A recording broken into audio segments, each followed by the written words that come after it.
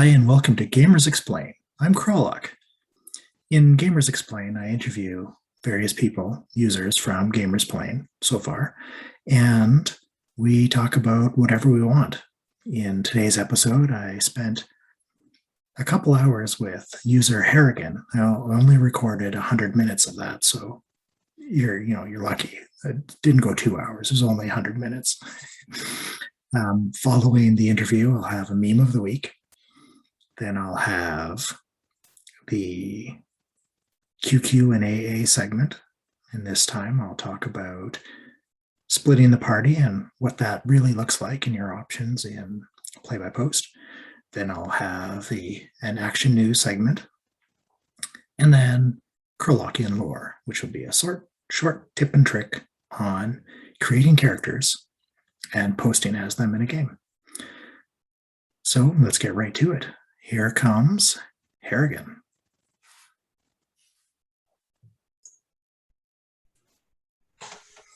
Hi, and welcome to Gamers Explain. This is Qralloq, and I have with me Harrigan. Now, Harrigan is, if you look out to the west, you will see what major landmark? The Rockies? Yeah. The mountains? Yeah. And if I look out to the west, I also will see the Rockies. We have a good view of them from our house, actually. And but for the casual viewer who is unfamiliar with North American geography, we're probably 1,000 miles apart. Yeah, you're due north of me, right? Yeah.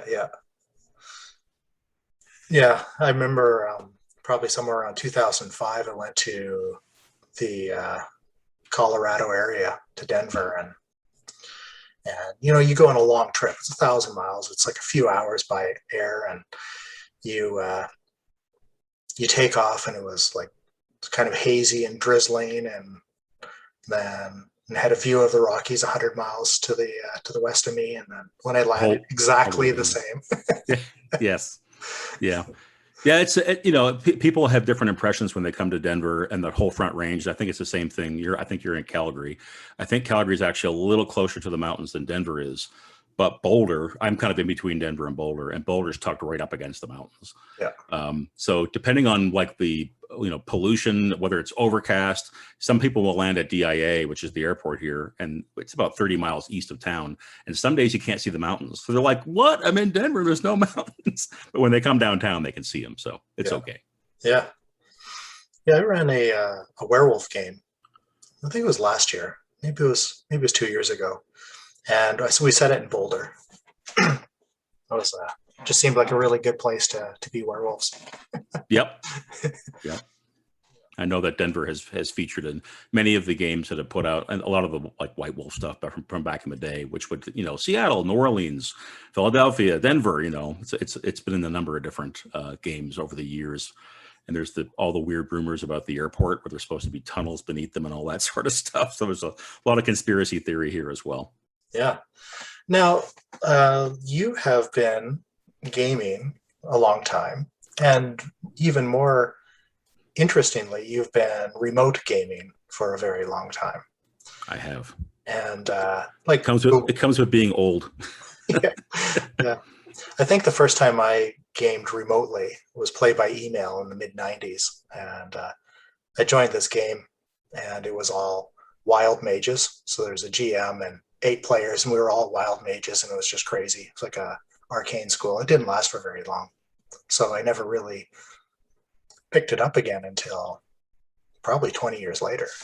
But right. You have a more even distribution of your online gaming time. I do. In fact, I was exclusively playing either play by email or play by post for about 25 years.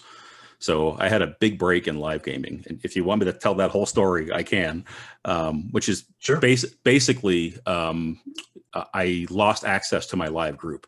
So, gaming history wise, I think like you and several other people on the site, there seem to be quite a few people of the same sort of vintage on Gamers Plane. So, started in the early 80s. I ran AD&D like practically every day in high school kind of thing. And then when I got to college, I remember telling my friends, like, I'm kind of done with the whole D&D thing. I'm a little tired of it. And we'll probably talk about this a little bit later on if we talk about systems that we think are good for play-by-post or whatever. But I didn't touch D&D again until like the OSR came around. So I've been playing other games that whole time since like 1988 or something. When second edition came out, I was like, no, I'm going to play other stuff. So long story short, when I went to graduate school, I had a gaming group. And when that group broke up in like 1995, I had no one to game with. And I had moved and the group had left. So I didn't even really know play by email or play by post was really a thing. It goes back, play by mail type stuff goes back like to the medieval times where people would send each other chess turns and whatnot, right? Goes way back. But from like 1970 on, there were a lot of play by mail games that were more like diplomacy and more like strategic elements. So I didn't know what I was doing. So I just gathered a couple of the friends that were in my group and tried to figure out a way we could play over email. And I remember it evolved a lot from like 95 to like 2000, where originally I would post this big giant turn of what was happening.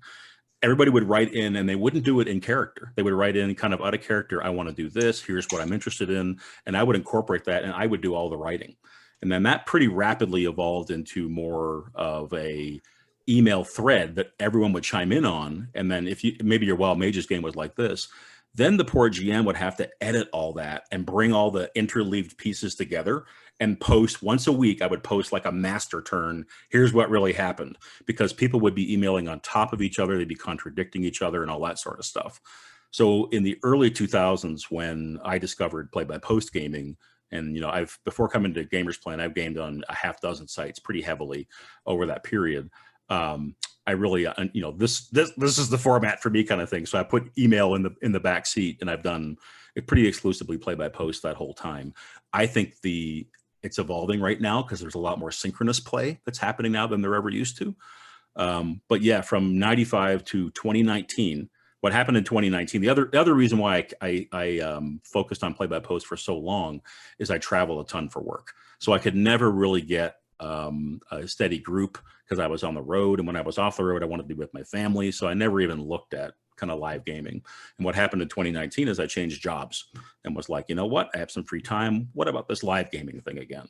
So I started going to cons, found a group at cons that I play with now here in Colorado. There's like a gaming network that I'm part of. So I have more games that I could ever want at this stage. It reminds me a little bit, I think on these videos, Qralloq, you've talked about a Facebook group you were in with a lot of pickup games. Yep. I'm in one of those right now where, any one shot or a short campaign you want is on offer any given week type of thing. There's a lot of gaming.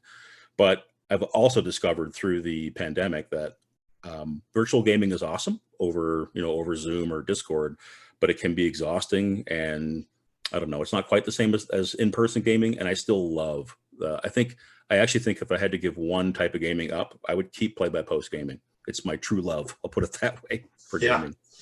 Well, certainly you've dedicated some time to it. And with the GamersPlane is fairly new. I think I'm gonna interview Kelleth at some point. But I think it arose sometime in 2014, and I joined later in that year. And, but like you said, it's kind of a new generation of games. Like they're the old kind of clunky, ugly, original forum games. A lot of those sites are still open, and people just play in regular forums on Paizo's webpage or all kinds of anywhere they can, really. We're desperate. One of the things that frustrates me about the play-by-post community is that it's so fractured. Yeah. Right. So, the big sites I played on previously were like PBP House, Groovy Gamers, and I still have a lot of games that I'm running on Tavern Keeper right now. And those have all been great sites. But until Tavern Keeper and GamersPlane came around, which are bespoke sites, and RPOL.net, right? But RPOL.net has its own issues, I guess we maybe don't need to go into. But until those came along, you're exactly right. It was all like straight up bulletin board style play where you couldn't appear as your character. There was no integrated die roller. There was no concept of games and campaigns. You were just sort of in threads, right? So I played that way for a long time. But what really drove me from that was because I was on the road as often as I wanted to play over my phone, my smartphone. And Tavern Keeper and Groovy Gamers are far and away the best platforms to play on your phone versus one of those more traditional, you know, whether it's Paizo or Paizo or however you want to say that. Trying to play on one of those sites is brutal. You know, it's just, I don't know. And I think I've heard, did you say previously that you play mostly over your phone? Is that right? Yeah, yeah. You're the second person I've met like that, and it blows my mind. Do you have a keyboard that you attach to it? No. Wow. All right, you're dedicated, man. I prefer to have a laptop. No, I do have a tablet too, and which I'm using for keeping our notes open and for side lighting. but yeah, the phone is just, I use a swipe keyboard, so you just move rather than click. Yeah. And over time, there's a lot of typos in what I put out. So. Well, considering the amount of games you're in and the amount of posts you put out there, I think you're doing all right. Yeah. You figured it out clearly. Yeah. There's a lot of challenges, a lot of technology issues you have to learn. Like, we're always training ourselves to use our technology. And so using my phone, I'm constantly selecting text, and then I have to scroll back in, and these just become ingrained gestures, right? Yep. Yeah, it has. So back to that point about the kind of the fracture community thing, I do have some ideas where I would love to see, you know, a lot of these sites now, whether it's, you know, the traditional ones like Mythweavers, RPOL.net, RPG Crossing, they're all very traditional in structure, and they're also a lot more, I think people have talked about it on your series here before. They're very heavyweight in terms of like the application process and that sort of thing. You have to get approved and all that sort of stuff. So I think that's all evolving right now with lighter applications and the use of phones. And, you know, I don't know, there's a bigger community playing. I would love to see something tie a lot of that stuff together. One of the things that I think most highly of for GamersPlane is it's a community that likes to talk about play-by-post gaming, not just play the games. So a lot of the sites that I've been on before, people kind of go heads down and play their games, and they're great. They can be good communities in terms of the quality of the players and the GMs. But GamersPlane has this crowd that wants to talk about like the science of it, the art of it, you know, how it's changing and the different games that can be played. And I love that. I'd love to see more of the community sort of brought into us, you know, whether it's a Discord or something like that, with a bunch of the sites sort of connected up, if you know what I mean. So right. when you recruit for a game, if you can't find anybody in your community, well, there's a bunch of other communities that you could recruit in. Traditionally, that's been frowned on, right? You don't bomb into another community and say, hey, I'm looking for people over here on this site type of thing. Yeah. I think that's evolving right now because of the way that social media works. Yeah, that's interesting, because there is that traditional internet view of, you know, it's a war for eyes, right? Eyes to a competitor are eyes that aren't on your site. And I don't know that any of these sites thrive on advertising. Maybe they do. I don't know. Not too many of them.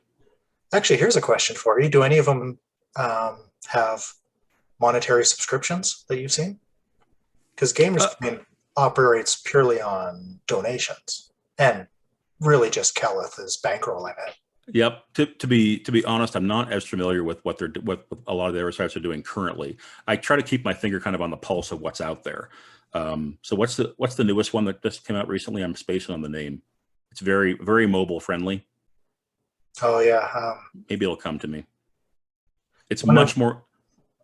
Go ahead. One of the things that people have talked to me about this, and maybe it's like you're talking about, is having a common thread to all of these different sites, is that I focused this on GamersPlane because it's really the only one I've used.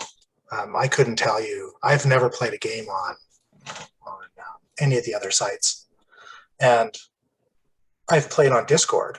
Like, I've played a few different games on Discord outside of GamersPlane, but I mean, that's just a different animal. So the site I'm thinking of is Rollgate, and Rollgate it's good at some things and not so good at others, but they do have a monetary model. In fact, a lot of the features are locked behind a paywall, and that frustrates a lot of people. It frustrated me. It had a real problem with people ghosting as well, because it was very easy to sign up and very easy to get going, but I don't think you had necessarily the same people who were really dedicated to this version of the hobby. So I think people got pretty easily frustrated by the games just sort of stopping dead in their tracks type of thing. Otherwise, what I've seen is exactly what GamersPlane does, which is a Patreon that's set up, and you donate if you want to. You know, we on the Tavern Keeper site, where I'm actually an admin, that helps run the Amazon Web Services, you know, the servers that back the whole thing. But no, there's no advertising strategy there, which, you know, is great because that stuff can get annoying. But I do worry about the longevity of some sites when they're just goodwill of the developers, right, to keep them going. Yeah, and I think we're seeing that in some sites that the developers, you know, walk away, or Absolutely. and then the site just kind of lingers on until it, as long as the technology remains feasible. Yep. So it's wonderful to see GamersPlane under active development. The work that Adam's been doing to help out, I think, has been awesome to kind of reinvigorate sort of the bug fixing and development and all that sort of stuff. The other site that I play on right now is in it's like in a frozen state where it's like, unless it's a server ending, platform ending bug, it doesn't get addressed. There's just a shrug and that's just how it works, you know. sorry you discovered that kind of thing. Yeah.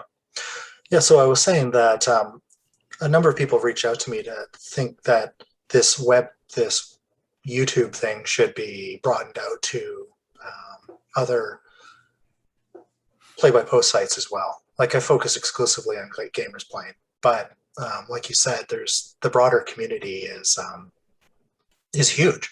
The GamersPlane is a pretty small. Like, if you look at the active user base, you know, there's certainly less than 1,000, probably less than 400 of active users, and some of the other ones boast like 60,000 members. And maybe they're not all active. Maybe they're just lifetime members, but who knows?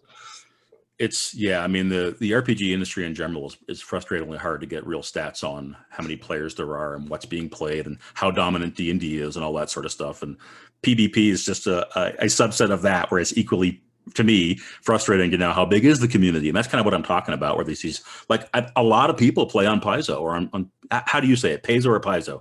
I've always said Paizo. Whatever way I say it is probably wrong. Okay, well, we'll use both. I recently, and you know, I'm not a Pathfinder guy, so that's not a place that I would ever traditionally play. For whatever reason, I stumbled across a Shadow of the Demon Lord game. And I will say, back to our earlier conversation, one of the reasons why I lean so heavily into play-by-post games is because not only could I not find people playing live, picture it, I didn't play D&D. So I narrowed my window in the 90s and 2000s down to like this. Like when OpenGL came around and everything went to the D20 system, I was not doing that. So I couldn't go to a gaming shop and say, hey, I'll just drop in and play Adventure League, whatever it was called back then. So yeah, there was another reason that kind of drove me there for sure. Well, and I've made no secret that my main love of play-by-post gaming is getting to try all these different games.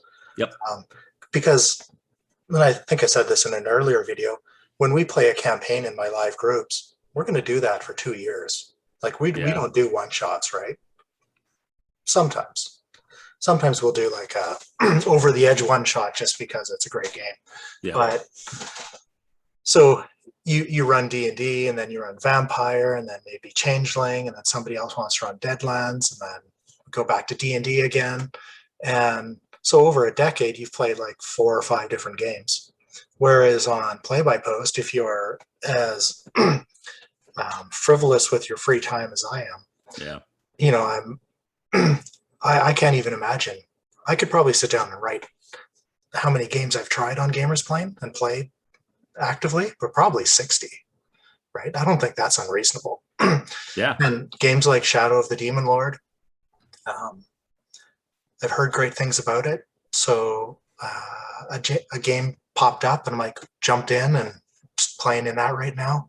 Yep. I'm running a duet with Shadow of the Demon Lord. Picked up all the books on a bundle of holding a while ago, and it's a great game. Like, it's just it has a fabulous game. Yeah, and it's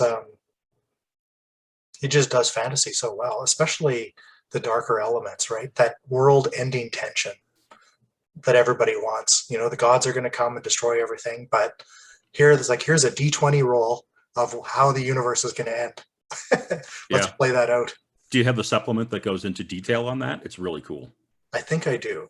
I was flipping through it yesterday. So it's covered in the main book, and there's a whole book that's like, let's get into detail on what that means, that the sun is being extinguished, the crops are dying, and the dead are rising, and all that sort of stuff. So could not agree more. That system, we may talk about this. I'm a pretty lightweight mechanics kind of guy, at least if I'm running games. I've gone through these phases, right, where when I rejected D&D outright, I got into, of all things, GURPS for like 10 years. So I got like as crunchy as could be forever. And then I was like, maybe I'll play Fate now. so then I played Fate exclusively for a long time. And now I'm like you mentioned, I think like a lot of people on, in the, at least the internet gaming community, there's just millions of games I want to play. It's the golden age of gaming. There's so much out there. So I'm more willing now, I find, to go into the crunchier side. And that kind of opened up Shadow of a Demon Lord for me. Although I will admit, I prefer the earlier levels before the paths all get crazy with the abilities.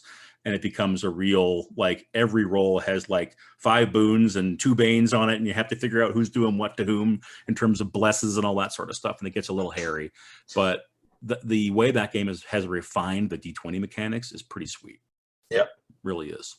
Yeah. And, similar to you, back in the 90s, I was playing a lot of D&D. So AD&D second edition was the king. And so we, all of my friends, we all had stacks of books like this high, and I still do. And not that I've ever opened them again. But at some point I played Rolemaster. Now Rolemaster is by far my favorite game. I just love it. I love it. Oh, I love the crunch because it's so integrated. It's so well done. Wow. And so I played Rolemaster and I'm like, why am I playing D&D? Like, I'm not 4. I'm not 14. Like, I'm an adult, right? I can handle realism. I can do it.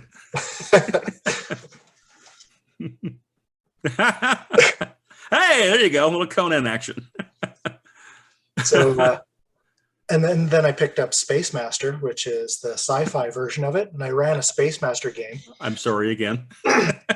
Love Space Master, and it's just so good. And people complain about the crunch. So if you're unfamiliar, it's a D100 roll, and then you add modifiers and you subtract, debuffs or whatever. Like if somebody has cover, you might subtract your roll. But it's an integrated hit and damage roll. So you roll the D100, which is open-ended. So if you roll a 96 or higher, you roll again and add it, which becomes hard math. Yes.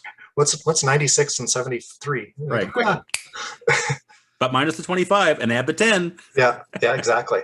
So I'm pretty good at math. I have a degree, and hey, there you go. Not a degree in arithmetic, mind you, but so all that stuff I just naturally came to me.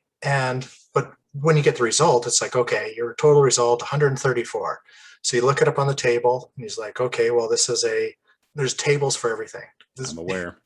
And so if you're like, okay, you're using a heavy plasmatic repeater, let's go to the energy table. You go down, that's you blow off their arm and they take 30 points of damage, right? Yep.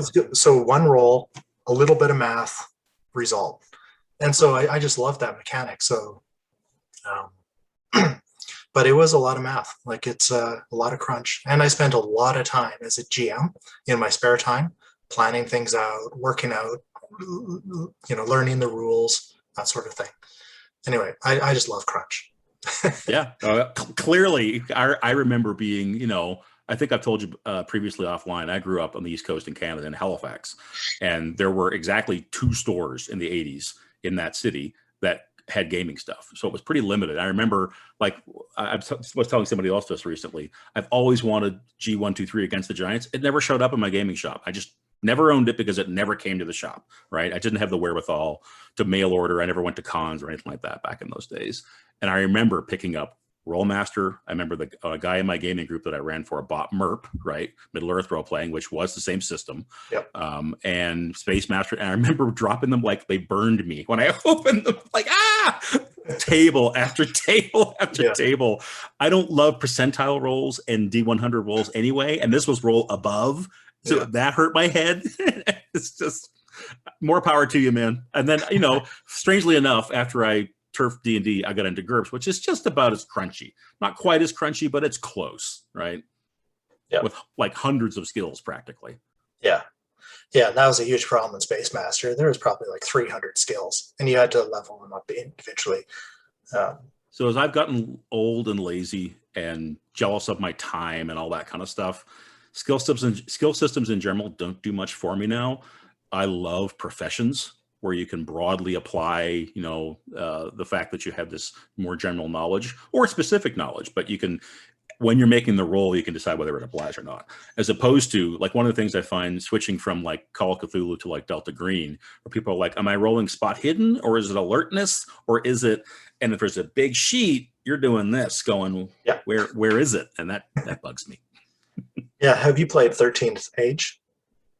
No, I have not. So 13th Age is a D20 clone. Yep.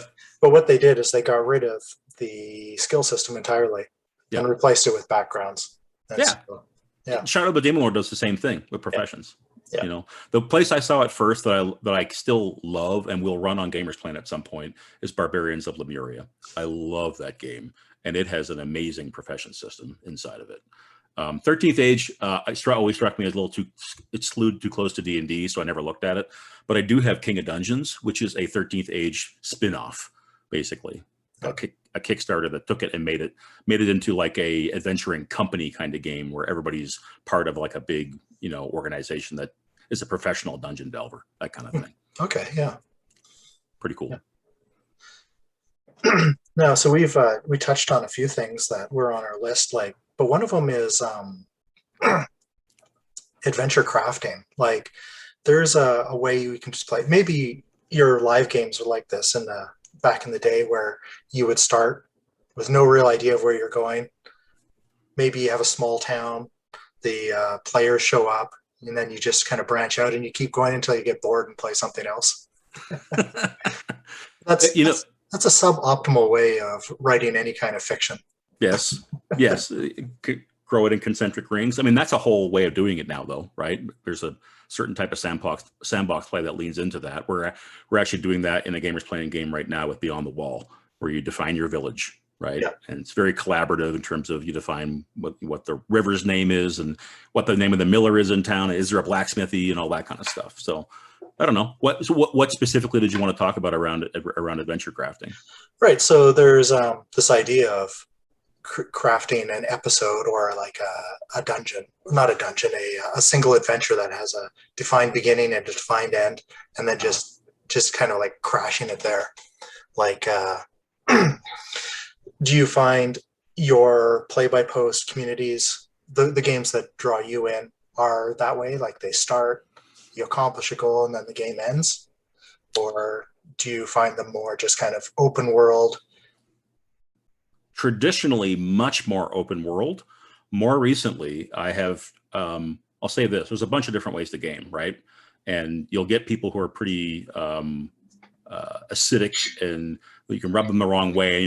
This is the way to do it. I prefer this way, whether it's OSR or whether it's story gaming or whatever, right? They get pretty embedded. I like a variety of those experiences. So I love West March's sandbox play. I like one-shots. I like campaign play. And it used to be, I would find that a lot of those games I played years ago were open-ended campaigns. And they were usually open-ended in a setting, so people had some hooks to grab onto. They weren't developed out of whole cloth, right? Especially when I got into Fate, it's very much around crafting the game based on who the characters are and what they want to do, right? The aspects on their sheets tell you what is interesting to them about the game and the setting. And the setting has its own aspects. So I've found trouble with, those are the games that die on the vine, quite frankly, because, if you don't have any kind of end goal in mind, unless you have a very dedicated group of people and an awesome GM who's got, all the patience and all the energy of anything, they're tough to keep going. So recently I have found that time boxing, or boxing some stuff to say, we're going to do this and we're going to end here and that'll be the end of the game. Games like Trophy, are you familiar with that? So that's like a story game that's meant to emulate dark forest fantasy with a doomed adventuring party, right? So for some reason, this group of adventurers is all going to go into this dark forest to find treasure, and it's the story of their demise. And there's mechanics that figure out as you get deeper and deeper and things go more and more wrong, things from your background come up and that sort of thing. But it's a game where you're playing to an endpoint, right? And a lot of story games are like that. A lot of the lighter weight stuff, whether it's Powered by the Apocalypse, I mean, those games are generally engineered to run about 10 live sessions. Some of them run longer, but they're meant to play out an arc and you're kind of done, right? Now, people take those and play by post and run them forever as well. So I don't know.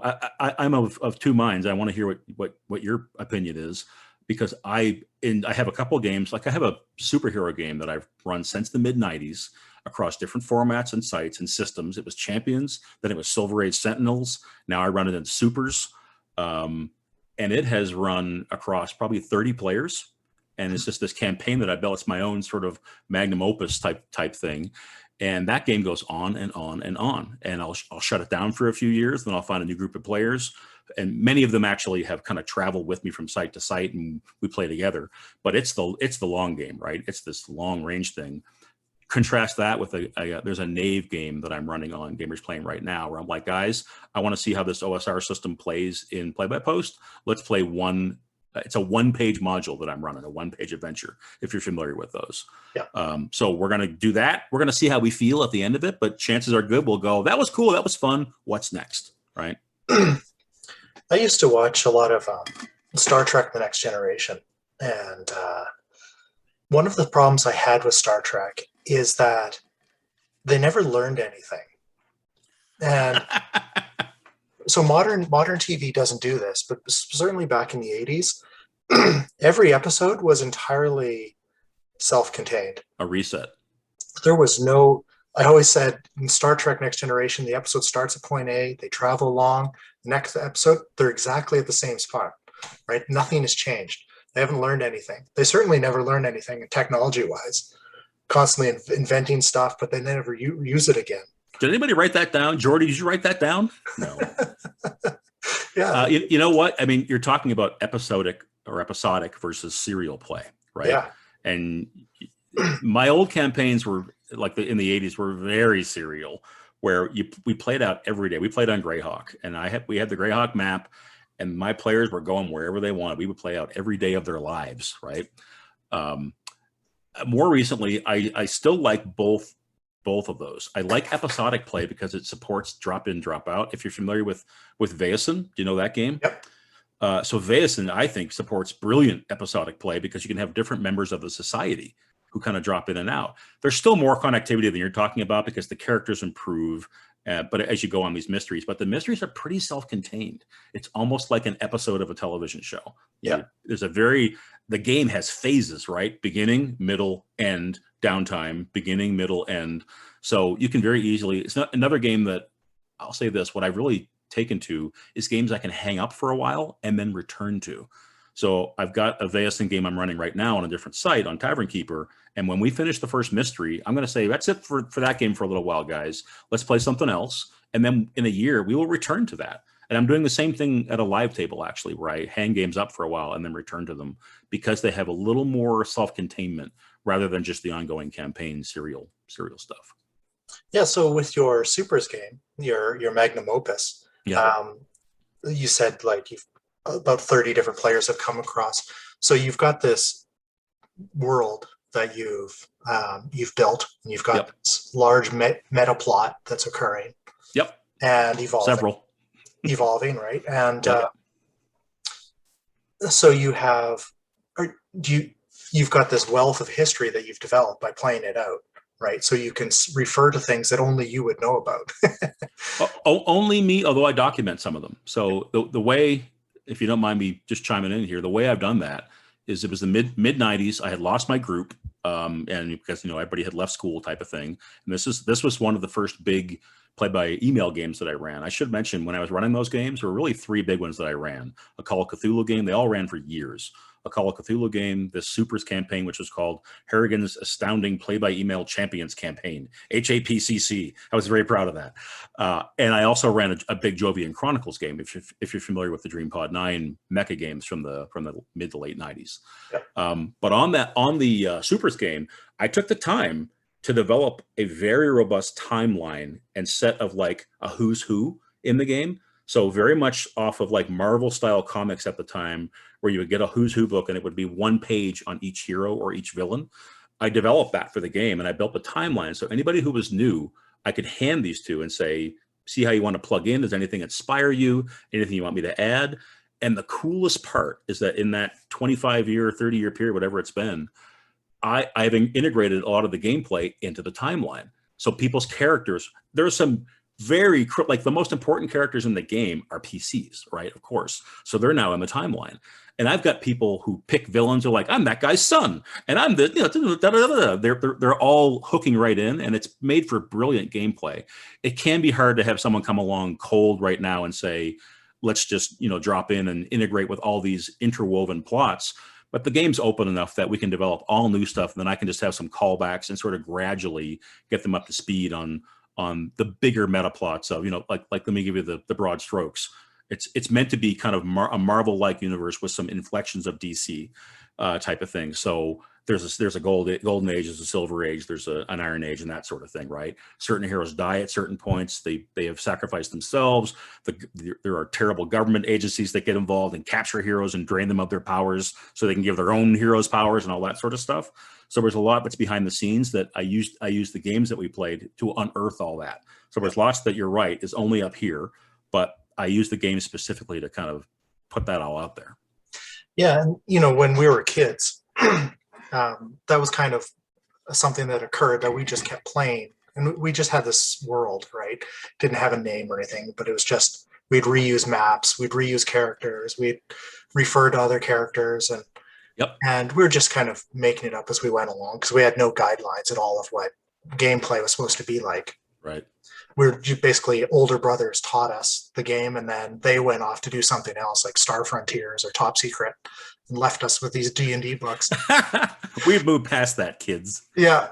So, but I've often heard from people when I ask them, like, what do you think is your dream game? What is your, and I think that larger world where there's this immortality to your character, where your deeds are remembered in later adventures. Yep. And maybe there's a town named after you, or maybe maybe you've deified and become a god of the world or something, when I do that in my live games, because we run these long arcs, I did 3 D&D 2-year campaigns all in the same world using completely different characters. Some of them, sometimes 1,000 years apart. Cool. But then you're referring to past events, and people, like, when that occurs, it's just like this wonderful moment. A sugar rush. Absolutely. Yeah. Absolutely. Yeah. Yeah. That's exactly what I'm getting at. Yeah. So episodic play can do that, of course, but serial play really gives that opportunity to shine. But it's a long game, right? That's very long.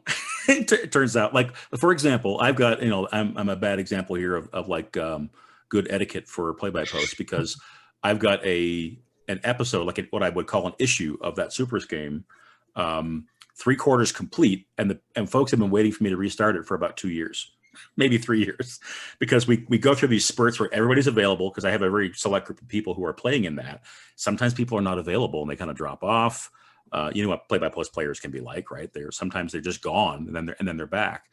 So I've got people who are waiting for me to turn that on. So it is absolutely the long game. I will also say, and you can do it in the D&D games you're talking about, I can go to my timeline and say, we're going to play a game in 1960, guys. We haven't done that before. So let's go back to the start of the Cold War, when things were getting going, and the Russians had heroes, and the US and Canada has heroes, and blah, blah, blah, right? And it's just this cool way to have still this history and have stuff affect each other later, and the callbacks. The part I like most is that several of the PCs in that game have become like the mainstays. So they've either replaced institutions with their own or that kind of thing. You're right. It's a fantastic way to play when you get that, when it all comes together type of thing. Are you familiar with the game Microscope? Yep. Yeah, so that just kind of reminded me of that, if your timeline idea, where Microscope is basically just building that timeline, right? Yep. And maybe you role play out certain scenes and key moments of history, but the players just take turns creating these node points of history, and maybe that history is, 100,000 years in length, or maybe it's much smaller. But yeah, that's that creative process. There's a couple of different ways to generate those sorts of things for Fate games as well. If you pick up Fate Core cold and read it, there's a large section on building the campaign, and it starts off with, "So, Qralloq, what do you want to play? What interests you?" And you talk about the different types of media that inspire you, and whether you want to play a dark game or a gritty game or a high fantasy game, and the whole thing. Quite frankly, over play by post, it doesn't work very well because it takes you like 2 months to get the game off the ground, and people will lose interest in that sort of thing. But at a live table, you can do it in a session 0 type of thing, right? So you can kind of cover it. But I personally love that collaborative world building stuff. It's one of the things that's not as easy about my Supers game is that people have a lot of history to plug into, right? There's the timeline's like 10, 15 to 20 pages long, something like that. It's big. So sometimes you want to play masks where people are like, it's Halcyon City, and we're just going to all come up with our own things as to who our team is, who we're fighting, and you do it in a much more, from the hip kind of way type of thing. Different ways to do it. Yeah.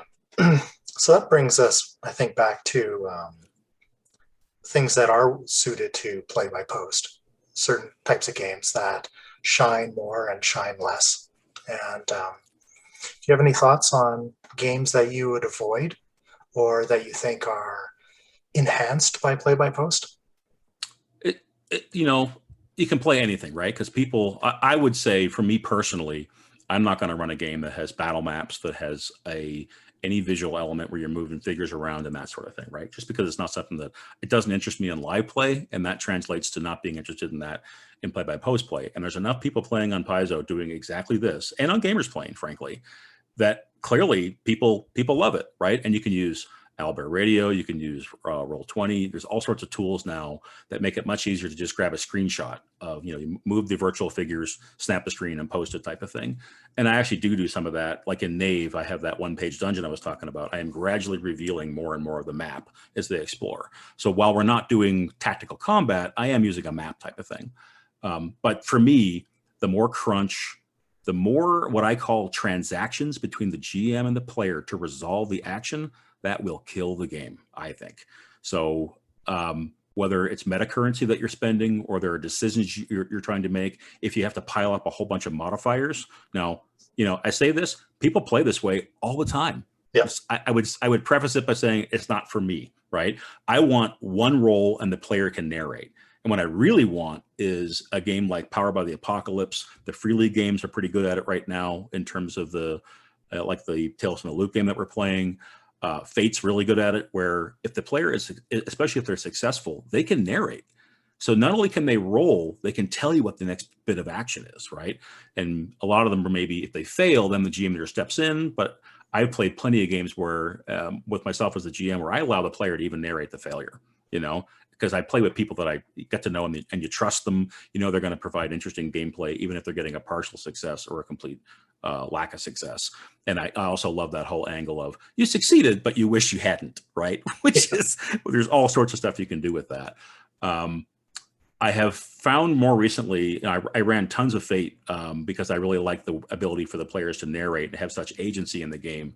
But I have found that Fate can be fiddly when it comes to the Fate point economy and the bidding that can happen.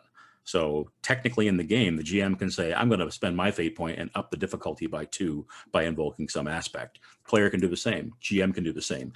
Every one of these is a transaction back and forth and could be, as you well know, as long as a day or more of time. So I have grown to love the OSR games for this reason, because it's usually chuck the die, figure out what happens, and then you can either narrate or you can let the GM narrate, whatever it happens to be. I don't know. It's I want to hear what you have to say, but a lot of it's down to personal preference. I think simpler games and games that lean into story run better in play by post, but a lot of that might be personal experience, rather than the really crunchy stuff. What do you think? Well, I think I land on the same place where you have, which is those transactions, as you call them, are very difficult to manage in play by post, just because of the asynchronous nature. Yep. And so there's certain games that have a hugely loyal following, like Burning Wheel and Mouse Guard. Yep. And I don't know if you've played those. I know them. I won't play them. They're too crunchy.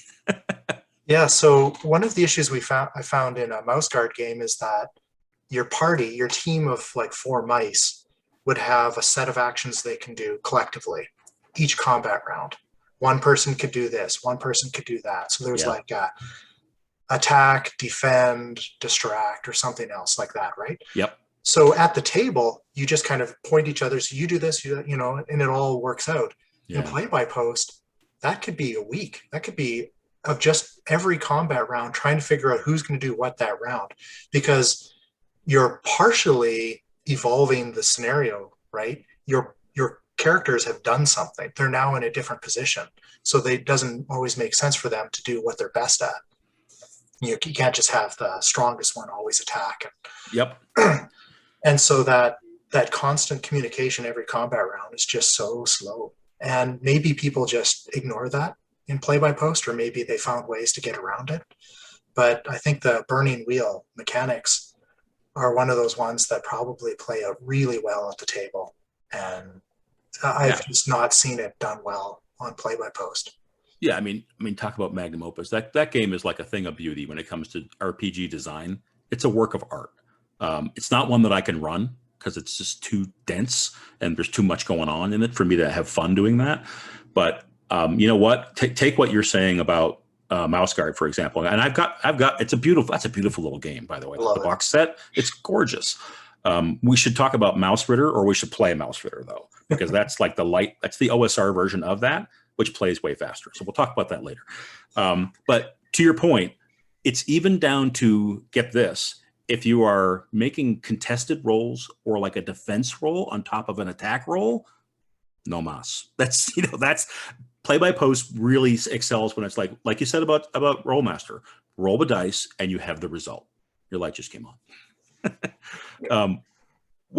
If you can get that resolution right from one chuck of the bones, that makes a huge difference. That someone's not having to roll defense, or there's not something the GM then has to look up or do, and then they make their own kind of counter roll.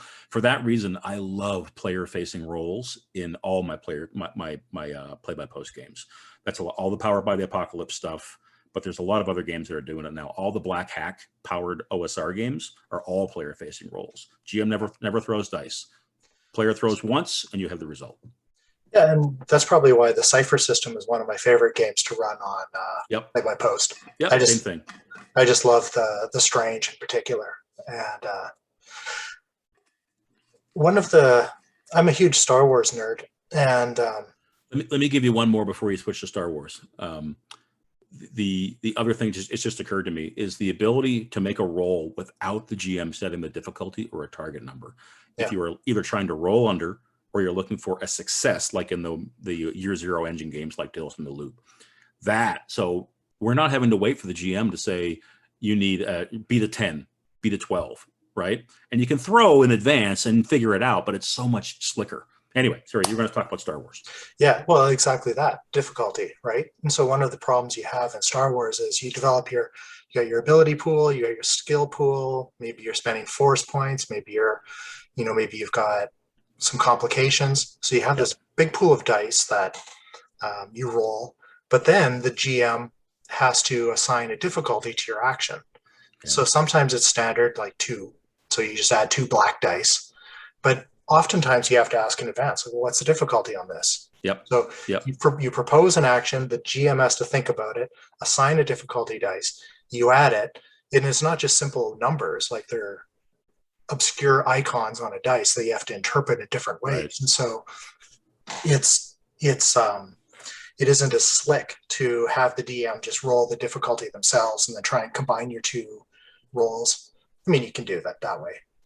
But so what happens then is the GM proposes something, the DM has to respond with the difficulty, and again, it just takes time, right?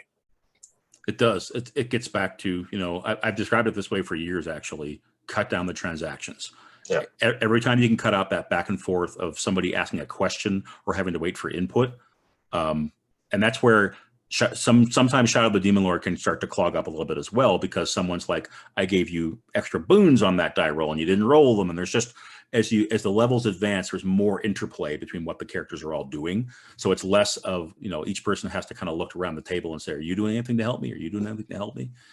I will also say I like games that have teamwork mechanics that you can just kind of handle rapidly, as opposed to them making a roll first and that sort of thing to see if they're helping you. If they just state it and then they're involved in the action, even if it fails, whatever it was affects them as well. That stuff is slick. But, I am a pretty minimalist gamer, right? When I get right down to it, I like leaner systems. And it may be that I played play-by-post for so long. And now that since 2019, I've been playing live systems again at the table or the virtual table. I'm more open to crunch again. And I think part of it might be that you can handle that so much easier when you're at the table. Yeah, and that's counterintuitive, because I often say one of the advantages of play-by-post is that you've got, infinite time between actions. To look up rules and... Yeah, and so you can do, the GM especially can do all kinds of crunchy stuff in the background. It's true. But maintaining the moment, understanding who has assigned boons, what banes are at play, what modifiers are going around the table, all that stuff just requires detailed accounting. And so some people excel at that in play-by-post, and they have footers across the bottom of each post saying, here's all the status effects that are currently affecting me. And because I play on a phone, I'm not going to do that. I'm sorry. Yeah, that's my habit as well. I actually use a header. Like the very first post in a thread has the stat blocks of everybody. So whether they're spending meta currency or tracking hit points or whatever it happens to be, so everyone knows, just go to the top of the thread and you can see that stuff. Yeah. Have you played Blades in the Dark or any of the Forged in the Dark games? No, but Blades in the Dark, I've flipped through a couple times because of the heist mechanics. Yep. I really wanted to steal them for a fantasy age game, actually. Another game that I consider kind of a work of RPG art, in the way it's interlocking. It's like a Swiss clock in terms of how this affects this, affects this, affects this. Like your heist affects how the other gangs see you, affect the heat that's on you from the law and all that sort of stuff. It is a wonderful game. And it's a wonderful game that I would not run over play-by-post, because there's a lot of like, the GM will tell you, you're going to take this harm. Do you accept that? Or do you want to try to resist it by spending stress? And the player's like, I'll spend some stress. Okay, roll and see how much stress so there's all this like sweet little back and forth at the table. Do this, do this, do this. In play-by-post, it's like next week when we resolve the first set of rolls. So I've tried Blades in the Dark live and play-by-post, and people can probably do it. But that's where I get into that. This game's awesome, but man, I can't make it work in this format. Yeah. One of the other things I wanted to talk about is, because you're such a vocal proponent of OSR, is what was the appeal? But I think we've kind of explained that, is that the lightweight mechanics that get out of the way just kind of works for you for play-by-post. Yeah, I don't know. There's a few more little quirks we can look at. I'm actually not. The OSR is a funky thing, right? Because some of the community is pretty toxic in terms of it is, whether it's gender or race or whatever. There's some weird stuff in the community, but the OSR is so big and amorphous now, and there's such creativity in it. I don't think any gamer should ignore it, even if like dungeon crawls are not your thing. And the funny part about for me, remember I said I kind of was done with D&D back in the like 1988.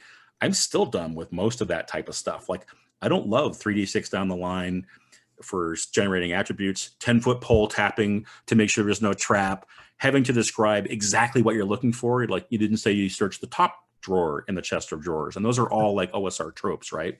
What I do like though, rulings over rules, player skill, and don't play your sheet, you are there. You're in the room, what would you do? As opposed to I use this feat to solve this problem type of thing. And that's one I think misconception people have about the OSR, is that it was developed sort of in the face of high flying like 5e type D&D, and it wasn't. It was developed in the face of 3.5 feat heavy, class heavy complexity. That's really where it came from, was like, let's boil this down. Let's get back to the roots type of thing. Yeah. I'm not a fan of any of the retro clones. I don't want to play those games that were developed in 74, 77, 81, 83, just because I think the gaming world has moved on. And if people love those games, more power to them. but there's all these what I call either neo or nouveau OSR games, like the Black Hack, like Into the Odd, Electric Bastion Land.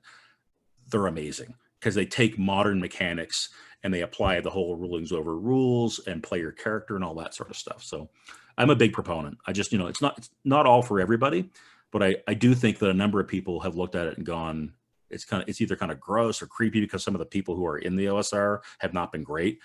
But if you look at the modules that are being put out right now and the content, it is crazy in terms of the creativity. It's a beautiful thing. I love it. Yeah. Yeah, I think what turned me off about OSR is like I said, I made this decision after playing Rollmaster. I'm like, boop, there's other games than D&D, than AD&D. Yep. And I'm like, I'm never playing AD&D again. Like, just forget it. Like, I want to try games that don't suck. Right. Because AD&D was so bad. It was such a terrible system. Well, there's so much that we ignored. If you go through that book for real, you look at weapon speed and you look at how they would rate a weapon against armor and adjust it to hit roll based on that. Oh, it's bad. Yeah.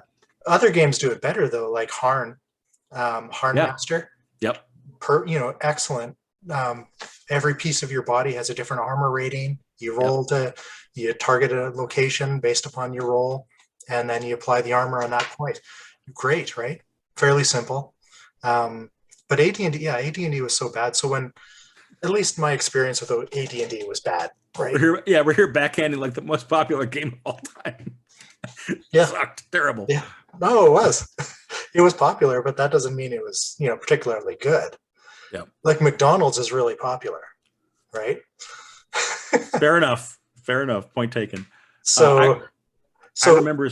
Well, my point is that when I first saw the OSR movement, I'm like, these are people that want to play AD&D again. It's like, I'm out. That's what I'm getting at. And some of them are. And many of them are even, I don't want to play AD&D. I want to play OD&D from, the old white box set and then the red box set and blah, blah, blah, right? Go for it, guys. Have fun, right? Where the character death is very common. That doesn't particularly interest me unless, I'll put it this way, unless I'm playing like to have that experience, right? Like in my Knave game, that is a dangerous game. People can die like that, right? Because of the traps that are in the dungeon, that sort of thing. That's not the only way that I want to play RPGs, I want to have that experience, but I find people can get entrenched in that. This is the right way to do this. This is the right way to dungeon delve or whatever. And so that's where I have this dichotomy where I'm like, I love the OSR, but I don't want to play like I did. I played badly in 83, 84, 85, 86. I don't like those games. I want to play something cooler. Yeah. And that cooler it's out there, man. Even in the OSR. Yeah. Well, maybe one of the problems with those old games back in the 80s is that I remember endless conversations about lethality in the games. Like, you have to have death on the table in AD&D. Yeah, it has to be there, because otherwise what tension is there? What motivates the players other than survival? These are literally what we talked about, right? But gaming has moved on since then. Like, there's other ways to have tension. Like, you can have personal stakes, like games like Masks or teenage drama, right? Who wants to play teenage drama? Well, apparently a lot of people. Right. Exactly right. Right? Yeah, I mean, I've always maintained when the second edition of D&D came out, and I was already tired and like not liking AD&D, and I didn't get what I was hoping for. They added skills. I was like, no, this is not what. I was tired of levels, classes, hit points, magic users who couldn't use swords, Vancian magic. I'm out from all of it. So I maintained even today.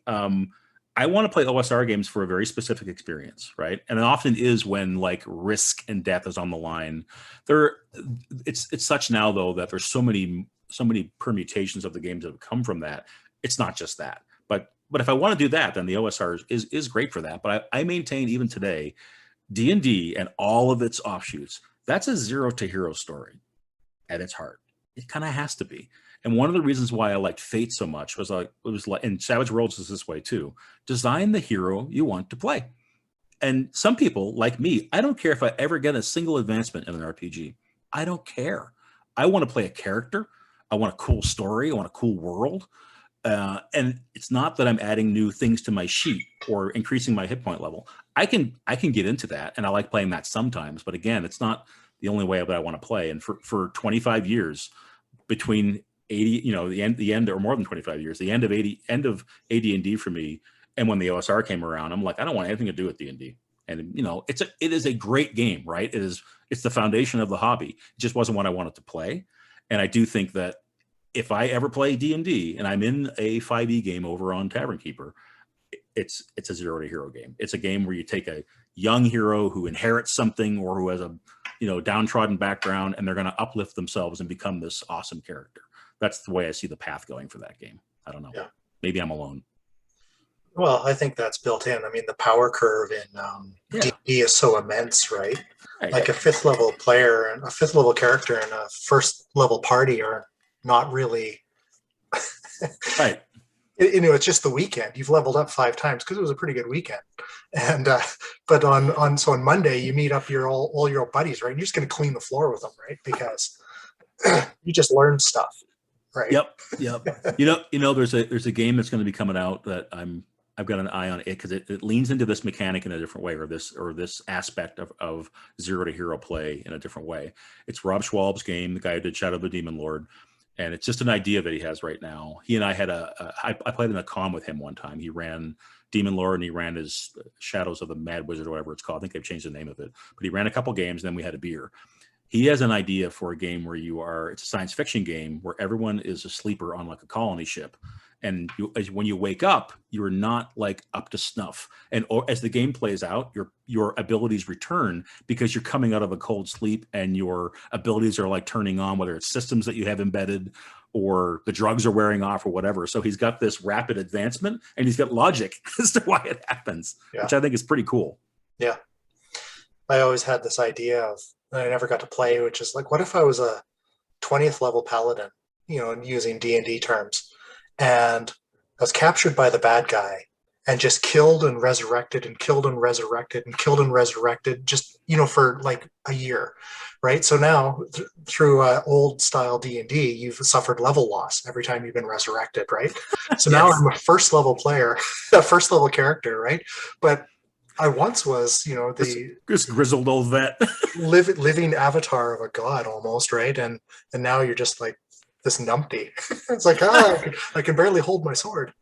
You're reminding me of some of the painful stuff. Like I have some shameful sessions I ran back in the 80s. I remember at one point the players made new characters. I remember killing one of them with a single save or die. They were on a ship. There was a storm. He was washed overboard. He was gone. That guy is mad to this day about that character. Yeah. And I also remember you were just mentioning the like resurrections. These characters were dying and being brought back from the dead. Like, do you recall the rule in AD&D where you can do it as many times as you have constitution points? Yeah. Well, there was a thief who had 18 constitution who was near that number. He was had been resurrected 16 times, something like that. Oh, yeah. I don't need that in my life anymore. Yeah. Yeah. Pretty funny. So one of the things I talked about in yesterday's episode was the mini games of D&D. And you talked about designing the character you want to play and just playing it, right? And so that core role playing, I think, really shines in a lot of the it's brought to the forefront in a lot of the modern games. Whereas in older games, be they any kind of games, MERPs or Star Frontiers, you would basically try and plot out where your character is going to be each level for the next 20 levels. Like, oh, I'm going to make this choice and this choice. And that itself is a kind of a game that I think it's a mini game, I call it, where, and I've spent, you go to level up in Pathfinder and I grab a stack of like 15 books. And I think these are the ones that I'm going to have to reference to level up my character because there's so many choices and there's so many cool choices, right? Yep. And just that research and reading lists of feats and multi-class options, I just love it. But it's not the whole game. It's just so I can do without it.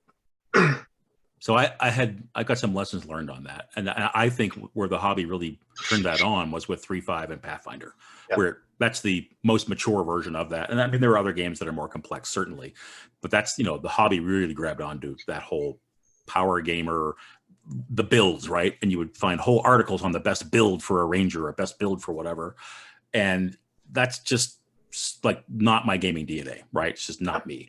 But I learned from people, because I would run games and I would badmouth D&D, and I've learned that these are enough gamers and games for people can have fun with all these games, right? They're all awesome. Our whole hobby is awesome from coast to coast. There's a couple of games that maybe shouldn't be out there, Fatal and that sort of thing, but beyond that, have fun. And I remember learning from my players, like, hey, Harrigan, it's fun for us as players to have these abilities, the ability to wire all these abilities together and plot out. It's like a mini game that you're talking about. I don't have fun doing that, but I was like, you're right. So maybe I should give you some of that, because that's why I'm like, let's play Black Hack. And Black Hack has, like, you don't get to make any choices. You try to increase your hit points and each of your ability scores, and that's about it when you level up. And I have a better understanding now that people like you love the math and the logic and the efficiency of, putting all those pieces together, right? Yeah, and it's not always about building like this master, all-seeing, all-singing, all-dancing character that can do everything by level 4. But the choices, the choices of being able to customize, I make awful choices. Like, to be honest with you, when I'm taking those 15 books in Pathfinder and leveling up, I'm not going to make optimal choices. I'm going to make choices that I think match best my character. But that ability to customize the growth of your character is worthy, and it's rewarding in a certain way. So yeah, especially if you're not, again, this is just a clash of styles sort of thing, but optimization just isn't my bag. No. If it's literally you're building cool stuff in, and I think Demon Lord does this really well, right?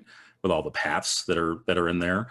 Because you can it's almost like multi-classing several times from level 1 to level 10, right? Yeah. And many of those things are not necessarily optimal. They're just about what's your experience been, and are you at a monastery and now therefore have a cleric path type of thing, or a priest path, whatever it's called. So yeah, I'm with you. I'm learning. I went through a period where I just didn't want to have anything to do with those games, right? And now I'm like, you know what? There's tons of fun to be had in those, even in those. And as the GM, I could even run those games, because maybe I don't get joy out of that optimization or the build, but the players do, and they clearly do. Yeah, and optimization just kills a game. I know I've got some players in real life games who are just masters at it. They'll go through every book and they'll find like the twinkiest little rule here and there. Yeah. And then suddenly you're designing your entire game so that this one player doesn't dominate, because any kind of physical challenge, they're just going to solo, right? Yeah. And the rest of the players are like, why are we even here? Yeah. And so that optimization is really tricky, because it's rewarding, especially when you put these things together and then it works out well at the table. So how do you handle that at your live table? You kill them, not the characters. A player. Yeah, because I mean, in the live stuff that I do now, we're pretty careful about, like, session 0. I use this thing. I think it came out of the Gauntlet gaming community the one-page RPG contest that they have called CATS, which is concept. I'm going to forget what the acronym means now. I'll have to look it up. It's basically you get everybody on the same page around the type of game that you're playing, right? Yep. The tone, the subject matter. So it lets you get into safety tools and that sort of thing if you want to put those on the table, because you're playing with people you either don't know, or it's dark subject matter. Like Demon Lore can get pretty dark. Look at some of the spells in that game, and it can get to be pretty dark.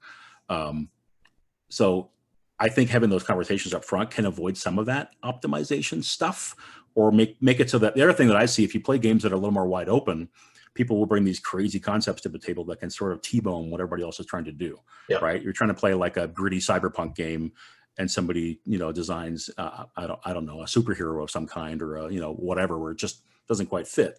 You want to have everybody to have fun, and I think you just have to talk about that stuff up front, right? Yeah. Yeah, for sure. The the optimization is a real problem in D&D and Pathfinder 3.5. Like you said, it's just it's an end in itself, and it doesn't serve the game. And so a lot of people, I think, when they talk about 3.5s, I never want to be a part of that again. You never want to be at the table where there's this guy where this person has written a monk that level 12 essentially has an armor class of 60 and is immune to everything. And one punches the boss fight. Well, why are we playing this? Like, right. You win. Right. Play a tabletop, like a war game or a board game that has combat, right? Yeah. Yeah. And so I think that entire movement of players that essentially figured out they could win at D&D soured the whole game. And maybe 5th edition is a response to that, where let's just take all those options off the table, narrow things down, use bounded accuracy to keep your modifiers from getting. You're never going to add like plus 35 to a roll on a D20. Imagine that. Yeah. And some of the OSR games too, where you strip the options down, still allow customization perhaps, but just not that crazy mechanical customization. Yep. I think some of the more complex free league games are really good at that. Like Forbidden Lands, for example. You're never going to get into what you're talking about, where it's plus 35 and you can design a PC who's practically invulnerable because they've used a third-party splat book that has a broken power in it, right? Or a broken feat that they're now using. Yeah. But they have this awesome XP system, which is not based on gold and not based on monsters you've killed. It's based on how well are you playing the game. So after every session, it's like, did you explore a new ruin? Did you find a fantastic treasure? Did you risk your life to save your friends? And every time you say yes to these questions, you get an XP, right? And the XPs are just all about gradually making your skills a little bit better or adding new abilities, but not so many abilities and not outright broken abilities that it messes with the game balance. And Forbidden Lands has such a focus on exploration that there's all this non-combat stuff that people are doing, whether it's camping, cooking, exploring, whatever it might be. There's lots to kind of invest in when you get those XP points type of thing. Yeah, we played do it right. Played Forbidden Lands once, and definitely makes Hex Crawl focus on the hex and the crawl, right? It sure does. Yeah, that camping. How much water do you have? How much food do you have? Maintaining those things is just probably fairly quick at the table. In Play by Post, it was a little slow. Was it? And we had to house rule a lot of stuff. It seemed like. But the game was pretty good. Now, World of Darkness, like you look at getting rid of classes and getting rid of levels. World of Darkness in games like that, where you basically have a pool, you create your character, your XP mechanic, which largely is things like who did the best role playing this session, is entirely based on role playing, really, than discovery or actually accomplishing anything, really. And then you take this pool of XP and you use it to make slight improvements. Oh, maybe you increase this skill, or maybe you learn this new power, or what have you. Yeah. Yep. Yeah, I get that progression can be fun, right? Yeah. Yeah. For sure. I do struggle sometimes with who was the best role player. And for the same reason, I'm not a giant fan of like Savage Worlds for the GMs giving out bennies to the people who have great moments at the table, because it means that everybody else is kind of left wanting. There's a little bit of a popularity contest thing that I've seen sometimes at live tables at cons around that stuff that I don't love.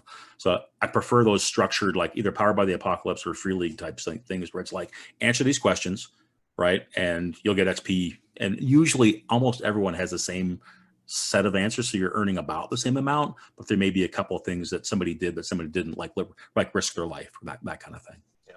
Yeah. Interesting. Yeah. RPGs are good. With the best role playing, for me, I've always just left that as a player's vote. I have no skin in the game. That's a good way to do it. And usually the way that works out is somebody has had especially in World of Darkness, where the characters are quite often split. The party is always split. They'll get together every once in a while, but they're often doing their own things. They have their own agendas. And so whoever had like the best, most epic confrontations in their personal scenes usually gets that reward. Yeah. And that's one of the things, I don't know if you talked about it with other folks on your channel here, but the ability to split the party and play by post is pretty brilliant, to be able to have separate scenes come back together. There's a lot to be, you know, I think anybody watching this will already get it, because they're you know, they know these games as well. But there's a ton to be said for the sorts of things that you can do in play by post, the narrative descriptions, the character development at a much deeper level. That I'm no actor at a table. I can write character better than I can actually do character, right? Even though it sounds like you do a lot of crazy voices, I do the same thing when I'm at the table.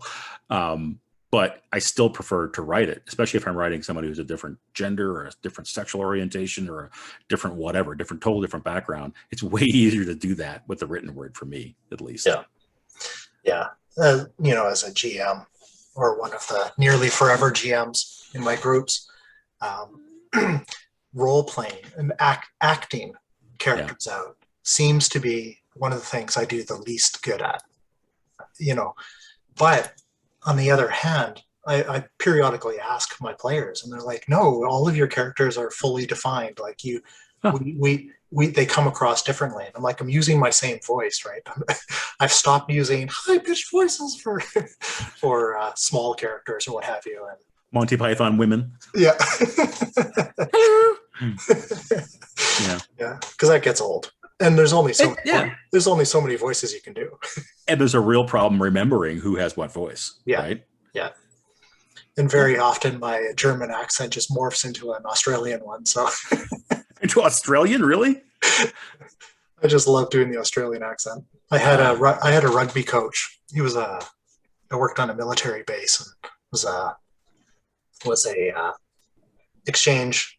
The Australian Air Force had a contingent on the Canadian Air Force base, and just because of an exchange program.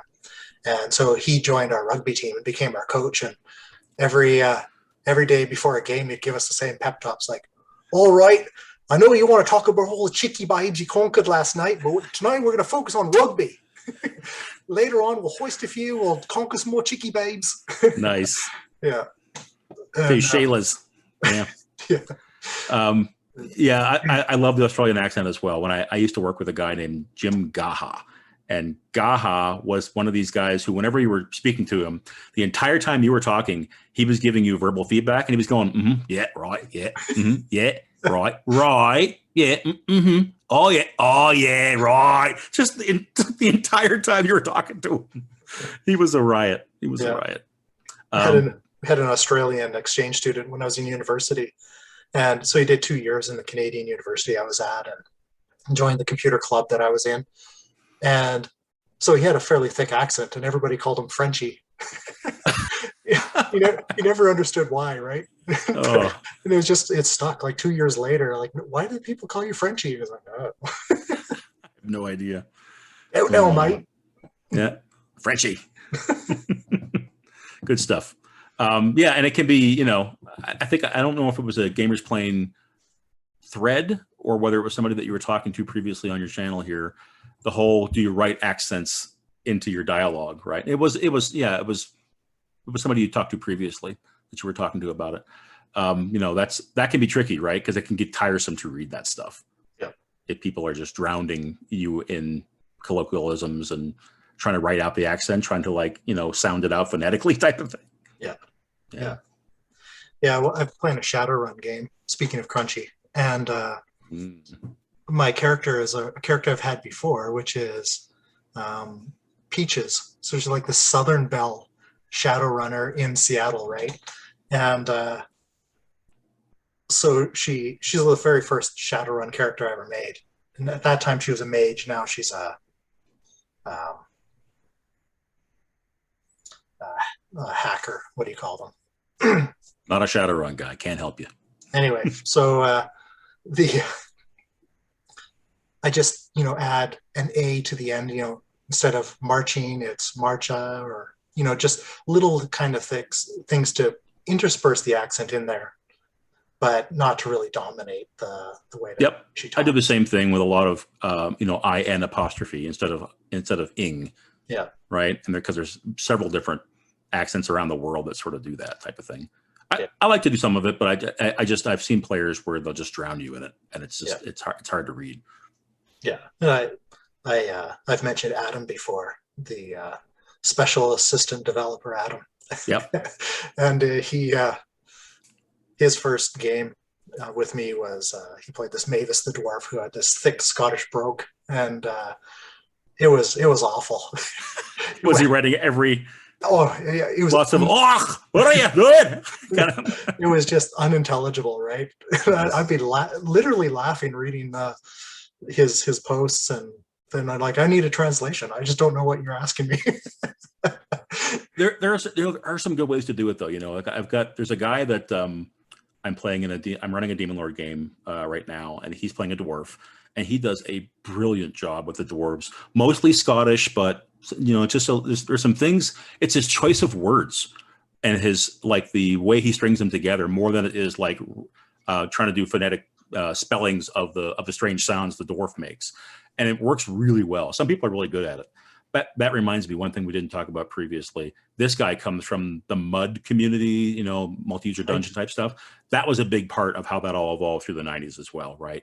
But that was all synchronous, obviously, and that's why I never went near that stuff, because I was on the road, I was traveling, I wasn't logging into those dungeons. I was using email instead, type of thing. But this guy is one of the best play-by-post players I've met, and he ran those games for years. Yeah, I'd like to go on the record here and say, you know what? Dwarves aren't Scottish. Stop it. I know. Stop it. At best, they're Norse, maybe Russian, German. It happens a lot, though. It happens a lot. Stop it. Yeah. I'll send you some excerpts. He's really good at it. Yeah. Yeah. Well, what else do you want to talk about? I don't know. We've been going for a while. Do you want to keep going? Do you want to cut it off? I don't know. I've got a couple of notes here, but I think we've covered most of everything. We talked about the OSR. I do know I mentioned CATS a minute ago. CATS. Yeah. It's concept, aim, tone, and subject matter. And I have found that if you Google CATS and then RPG, you'll get the one pager that describes the process. And I found it just super good for getting everybody on the same page in terms of how dark the game's going to be, what kind of characters we're playing, and even what we were talking about before about serial versus episodic and whatnot. It lets you say, hey guys, we're going to play 4 sessions, or we're going to play 1 module, or whatever. So people have their expectations set at the front end of it. Is this a game that's going to go on for years or whatever? I also don't know, Qralloq, if I answered the dream game question. Right. My dream game would be to finish the Paragons. That's my super setting. Finish the arc there, which is like a world shattering kind of thing that's going on with, all sorts of crazy powerful foes and whatnot. And then to have, I don't know, I'll say this, that game over the years has had some slow play, which one of the, I put my back into it. So it's lasted, but sometimes it will be months between posts in some of those games. And as we're seeing, you see on GamersPlane, pace is king, right? If you want to keep the game going, you talked about it before. I'd love to have an ongoing version of that game with players who were more on top of things in terms of the energy level they were putting into it and that sort of thing. And the other thing I would love to do is I have this deep love for those DreamPod 9 games I mentioned, Heavy Gear and Jovian Chronicles, and no one plays those anymore. No one even talks about them. And I think they're fantastic settings. I'd love to run a game or play in a game of that as well. Yeah. Those are my dreams. Have you talked about your dream game? You probably have. My dream game? Yeah. I think so. My favorite role-playing game is Feng Shui. So Feng Shui is, like you said, it's not a zero to hero game. It's you create the hero you want to be. There's advancement, of course, but at the beginning of the game, your basically starter box character, you're a world beater.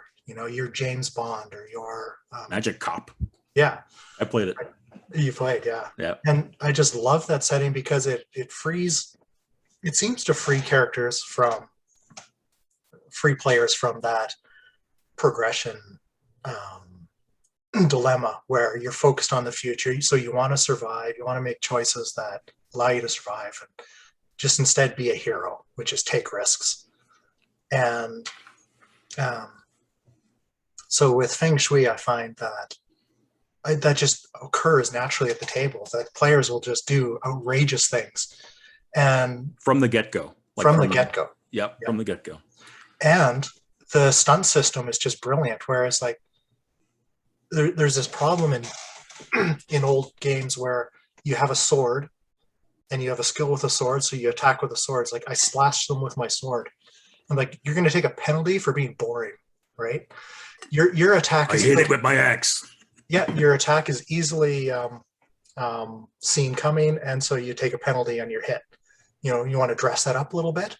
Right. And so next thing you know, people are like running up posts and like kicking off the back and stabbing somebody in the back. It's like, do I take a penalty from that? No, you just attack them, right? There's no, unless there's actually a mechanical advantage to your action, there's no modifier to your attack. But if you do something boring, you take a penalty. And so that brilliant thought, which is how do you force players to make it in their own interest to do interesting things, just flies right out of it's built into the game. I mean, there's a lot of like rule of cool in there, right? Yeah. Where and not every GM is like you though. Well, I've seen games where someone says they want to do this, and it's purely narrative. It's purely color and coolness. And they're like, well, if you do that, you get a -2 because you're not just attacking, type of thing. I'm just like, don't do that. Let them narrate. You know, it's funny you mentioned feng shui, however you want to say it. Do you have the second one or just the first one? I have both. Yeah, I have the second one. I haven't read it yet. I haven't even cracked it. I have the PDF. This is an interesting tieback. I mentioned the gaming group I had in the mid-90s. That was my last like live gaming, and then I dove into play by email gaming, right? The very last session I ran a one-shot of feng shui. And it is today one of my favorite. I've only run it one time in my whole life. And it was one of my favorite sessions I've ever run. It was crazy from the get-go. Just, you know, ninjas running on walls, sword fighting. They're each on a wall and they're sword fighting in the middle. Yeah. And we culminated the whole thing in the top of like picture the Space Needle in Seattle with a restaurant on top of it with glass all the way around and just bullets everywhere, people flying out the windows. It was insane. And fish tanks crashing in the water coming in. It was, you know, total like Hong Kong movie action, the killer hard boiled of that time. Right. Yeah. It was the first time I saw an RPG do cinematic play like that, where it's like, if you can describe it, you can do it.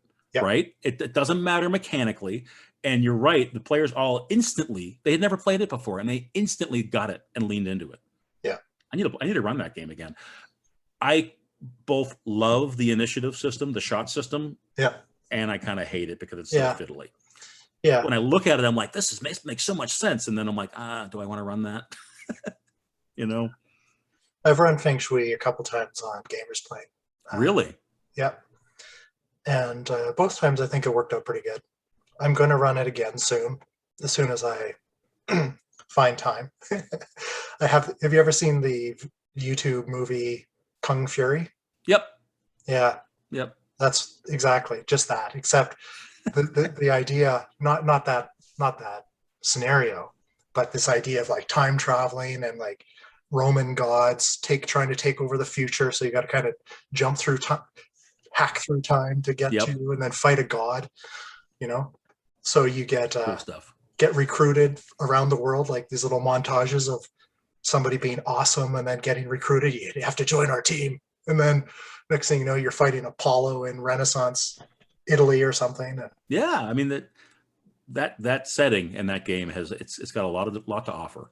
Yeah. When you run it on Gamers Playing, are you using the second one or the first one? I haven't decided yet. Probably the second, just because I paid money for the book. They actually changed the factions, right? Didn't one faction go away and they brought a new one in because there were 4? You know, I really love the meta story behind Feng Shui, and I've never used it. I just make. Oh, is that right? Yeah, I just homebrew the Oh. setting. So That's all you need to do.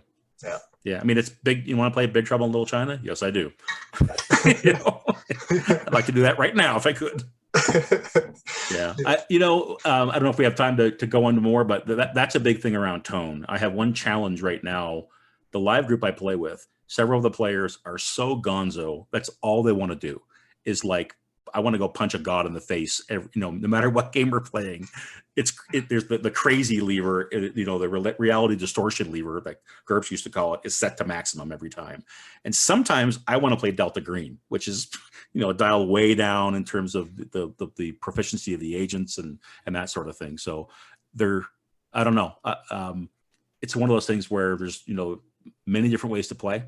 I want to play them all. Yeah. I want the gritty stuff and I want the high flying stuff. Have you played Fate before? Fate? Yeah. I have played 2 short sessions of Fate on Gamers Play. Fate can be super high flying, just like Feng Shui.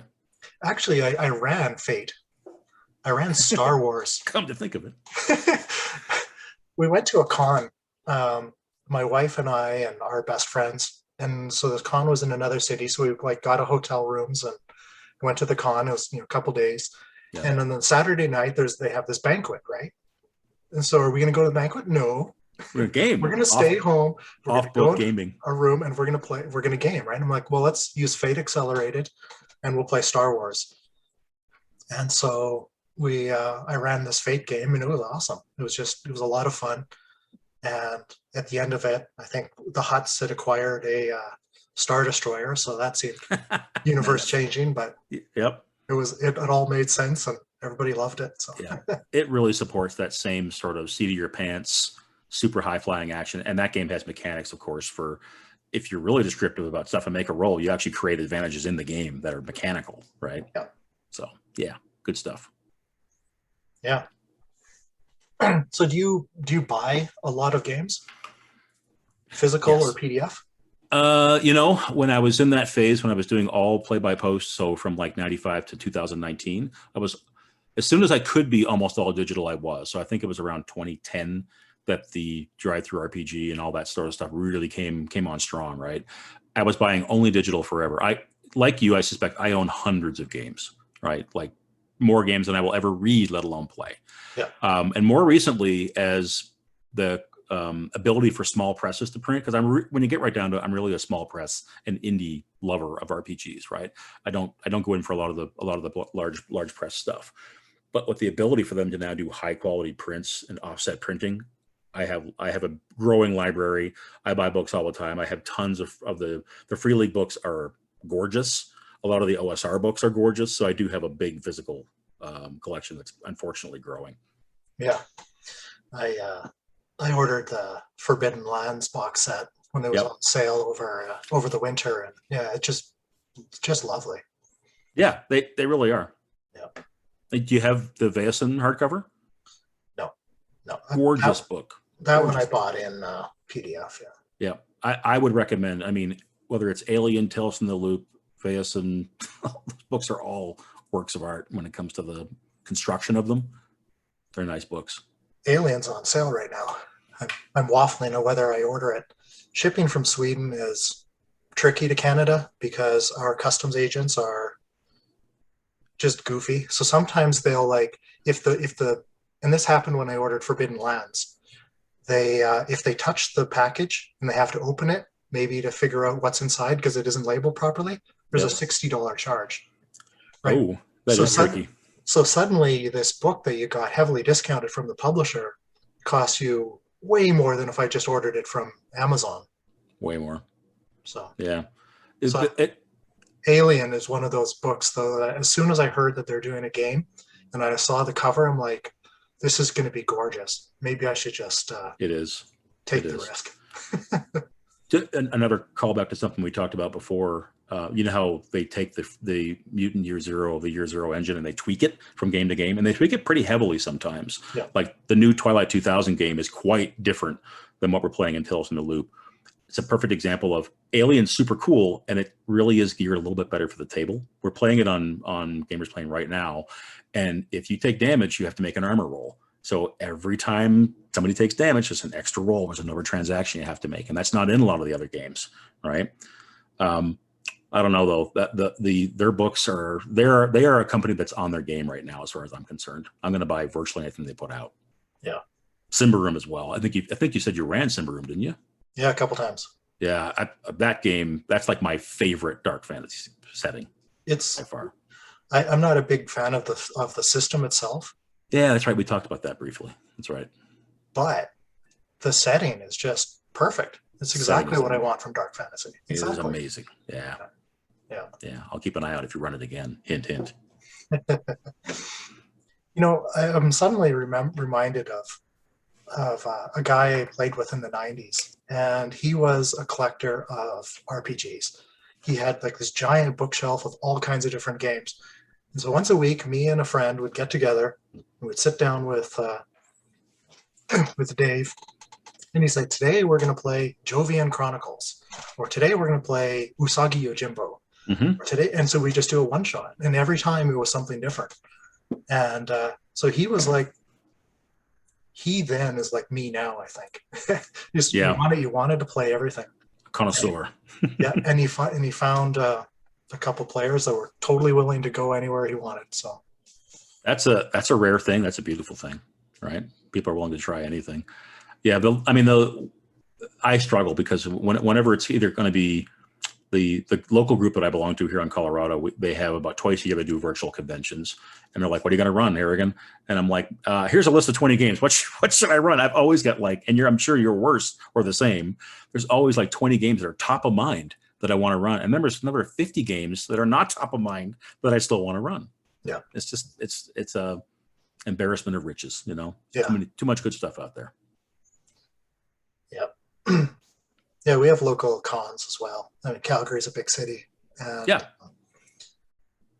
And they went virtual this past year, so that seems to have worked out. But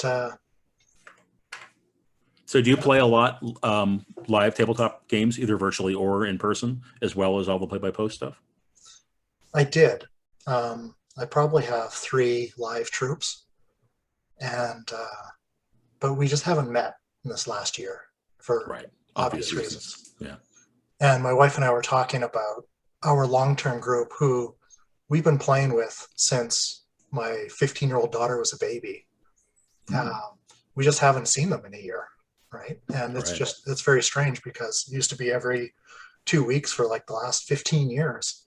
They would make the trek out from Calgary to the small town on the outskirts where I live, or to our place in Calgary when we lived there, and we just play for like 8 hours. And just haven't seen them in a long time. Yeah, it's true in business as well. You know, this has been transformational in terms of how people are going to game, how they're going to remote work, all that sort of stuff. It's going to be interesting to see what comes out of it all. It's nice to not have to do that commute, right, to the gaming night. And then when you're done gaming, you're not driving an hour or half an hour back home again. Yeah, you can just in the middle of the week, you can flick a switch and play for 2.5 hours or 3 hours, 2 hours even. Yeah, so it's changed everything.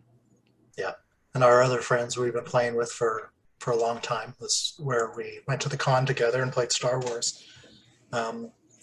They have some health issues, and so they're really just not in a place to get together. Even now, we're all vaccinated. Yep. And but their daughter isn't because she's like 4. Too young. Yeah. Yeah, and she's the one with the health issues. So. Oh, that's tough. Yeah, so we really miss gaming with them. But and then we had another troop that we kind of created where there was some friends that said we never played D&D. It's like, well, let's do it. Can do it really? Anytime. So we've been teaching them D&D, and we'll probably start that back up right away. So by and large, live gaming, not like the heydays in the 90s where I was playing four nights a week. Wow. But probably once a week, generally live. So yeah, that's what I'm doing. I do about 5 times a month. It's generally in 2 different groups. I do bi-weekly, and then I can usually fit one more live game in there somewhere. So it's usually about 5 times a month, something like that, which is about all I can manage, frankly. And I will say, I've noticed that has taken away from my ability to be quite as on top of things in the play-by-post world when it was the only type of gaming that I was focused on. But I'm getting different things out of those two different, very related, but similar hobbies. Yeah, for sure. Yeah. Well, I think we've been going for an hour and a half or more. Probably better wrap it up before you run out of tape. Yeah. Your cassette player is about to break. The Betamax. Yep. Well, thanks. This has been really helpful. Really interesting. Good. Yeah. Great conversation. And I think thank you from the community is probably in order that you're doing this series of videos. It's great to see some of the folks that are behind the scenes, meet folks that, I shouldn't say meet, but get to know folks that I haven't gamed yet and maybe want to. Like I said at the top of our discussion, the community part of Gamers Playing is what? I've been a member since 2018, didn't play because I was playing somewhere else. I was just like, I always poke my nose around different places. And more recently, I'm like, I think, I think I better check this community out a little bit more. Very welcoming, very active. The Discord's great. So it's a real service what you're doing to sort of help it out as well, help grow it, that sort of thing. It's good stuff. Oh, thank you. I know there's one of the problems with this channel is that we're only going to talk to a subset of people that are comfortable with cameras, and that's not really everybody. Sure. And it's certainly not even like high profile members of the site might have language issues because it's so international. And that's fair. Or they've got visibility issues. And so I'm looking for ways, and I'm looking for a guinea pig to really do something different. Maybe your side of the screen is just them drawing or even just a picture. And so then people have to stare at me for an hour. Maybe that's not so great. But I'm certainly open to all those types of conversations because the diversity of the community, the different ways we play, the different insights we have and histories are just, I think, remarkable. I want to try it all. Yeah, and I think that's commendable to try to reach out a little bit beyond just straight video to video type stuff. There's written ways to do it. I think you have the podcast rolling now, so certainly on this side we could just turn the screen off if someone either doesn't have the equipment or they don't have an appropriate environment or they just don't want to be on camera because they're shy. There's ways to handle that. Yeah. One of the things I thought about. You're going to have to eventually facilitate like a round table where you get like everybody you've interviewed all at the same time and have a big Brady Bunch style. We'll test your facilitation skills. Yeah, I've gotten, and this is really worthy, is that there are some complex issues that I try and tackle in my question and answer bit, but I'm not the right person to answer these questions often. And there's different ways to tackle them. So it might be a great idea to get 3 or 4 people that have skin in the game and really just hash some stuff out, talk about perspectives. Yeah. Well, as you can tell, I adore this part of the hobby, and I've put a lot of time into it, written a lot of pages that a few people have seen. So if you need help with any of that sort of stuff, I'm more than willing to pitch in. Great. Well, thank you. Sure. Also, thank you, Harrigan.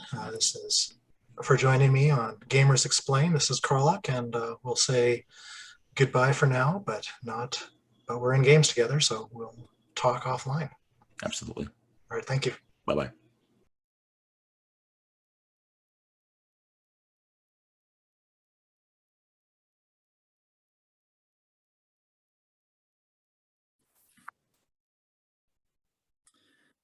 This is QQ&AA, or Qralloq's Questions and Asks Answers. That doesn't make any sense.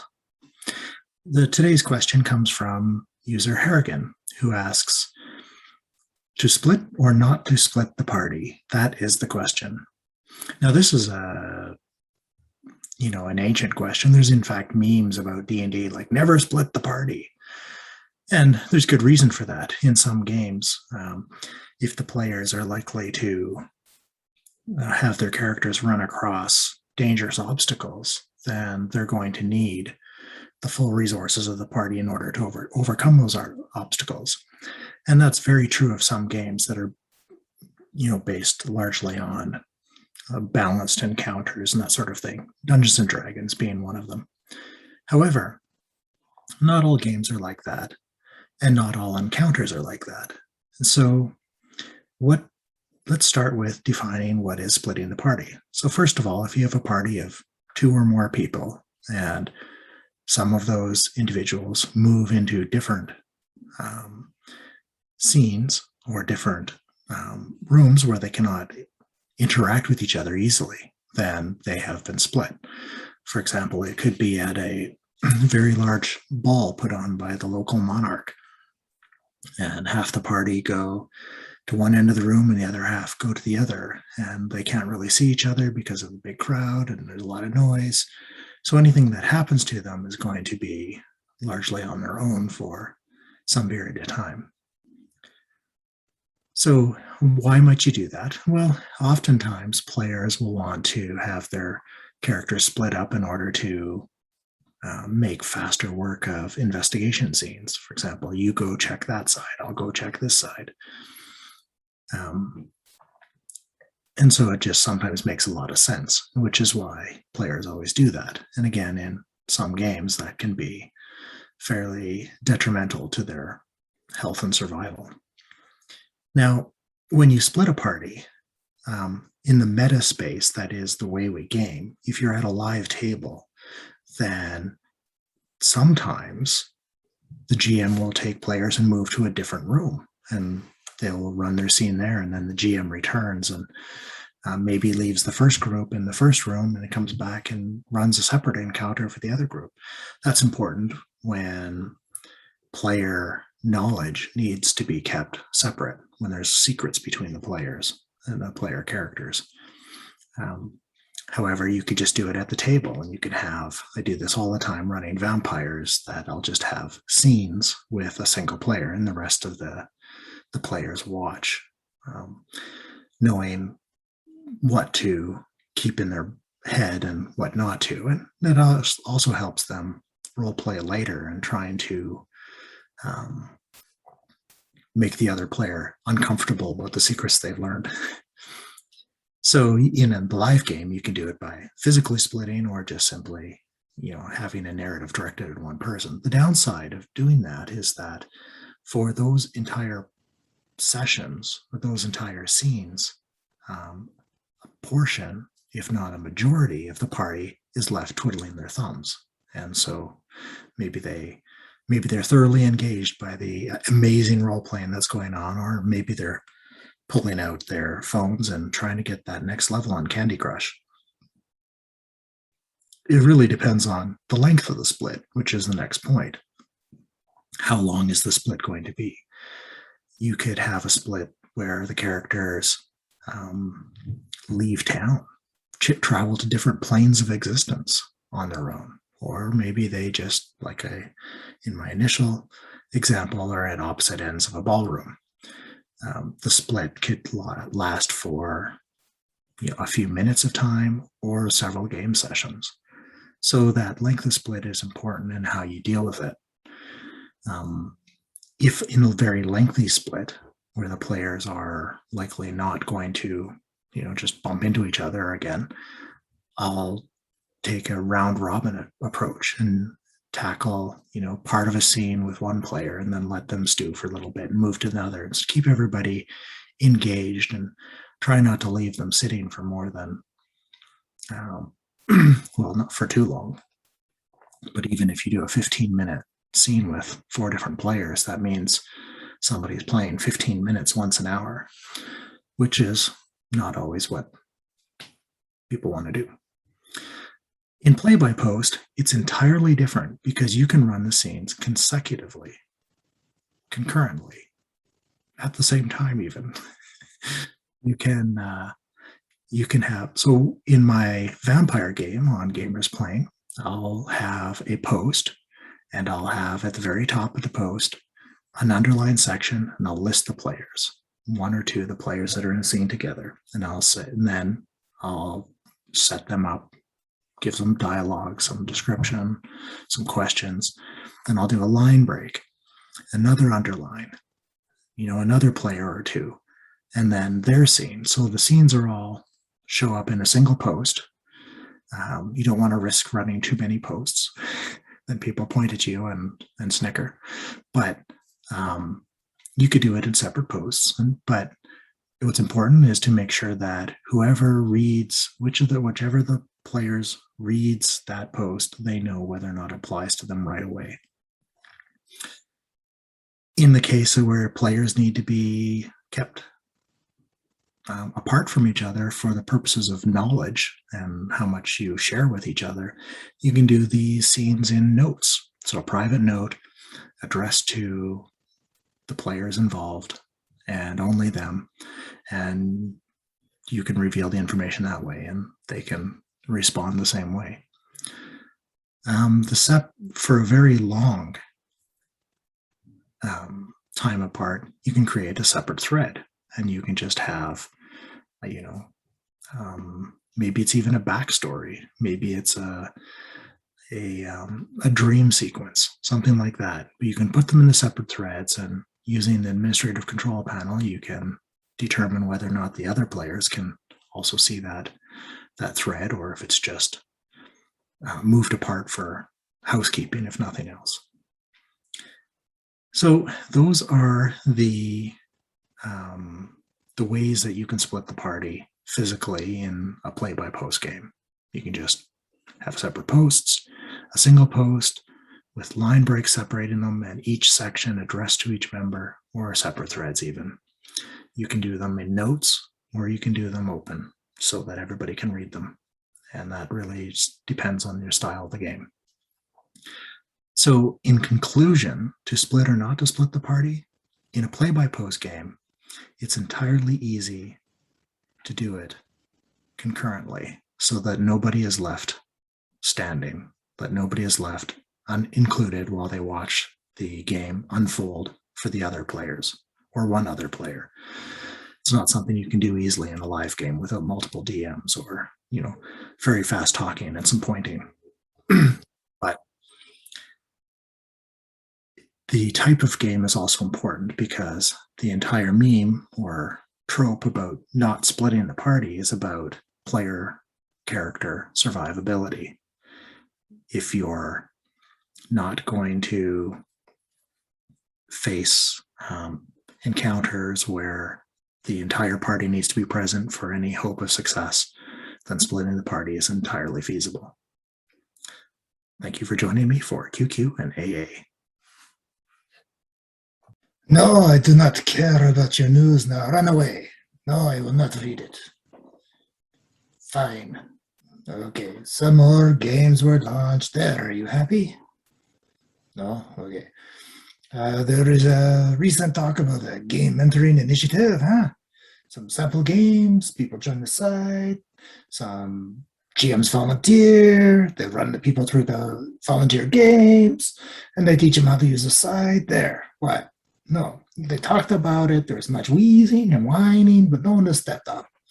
I'm not stepping up. No. Somebody else can do it. I'm done. Hi, and welcome to Qralloqian Lore, a short tip and trick to using Gamers Plane. Today I'll teach you two things. One, how to quickly create a character, and two, how to post as that character in a game once it's been submitted. So first of all, how to create a character. Go up to characters in the top, and you can go all characters, and then scroll to the bottom, which is probably nothing for you and a very long time for me. I have something like 300 characters in here. Don't be me. So when you create a character, you start at the bottom, a label's a name. So you could go test or GXP. Then you choose a system. Now this system has to match the character sheets allowed in the game. So for the game I'm going to test this on, I'll use a custom sheet because I know those are accepted in that game. So I create the character. And I wonder if I actually pressed create. There we go. Now, two things are needed. First one, a character name.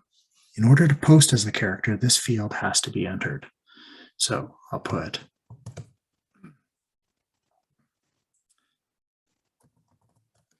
test NPC. Character sheet doesn't have to be need anything in there. It does need to have an avatar. So an avatar, you click that. There's certain kinds of files that need to be used. A JPEG or a GIF work just well. A PNG, I do not think works super well. Upload. There. Now you can see at the top that there's a green check mark, which means that the avatar has been saved. I'll save that. Now, if I go to the game,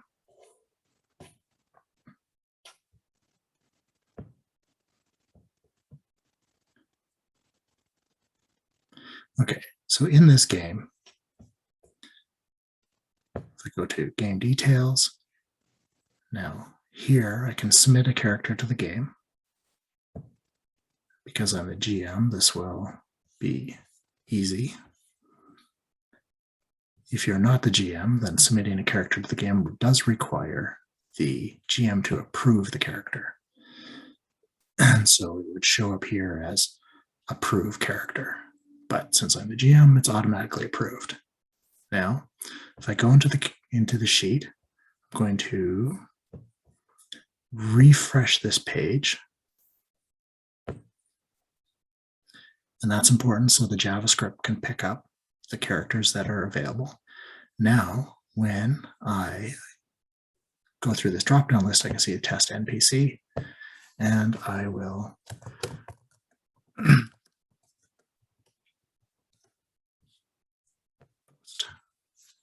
so you can see here now that the random image I uploaded as the avatar is now showing as the avatar. It shows that the GM is posted. It gives the name that I gave it. And if I click on this picture, it takes me to the character sheet. So as a GM, I'll often use sheets like this one here, which is the GM for that game, to include game notes, secret game notes that no player should ever read. So like they shouldn't read it. Stop reading it. Stop. And that is how you create a character in the simplest way possible and how you post as that character within a game. This has been Qralloqian Lore.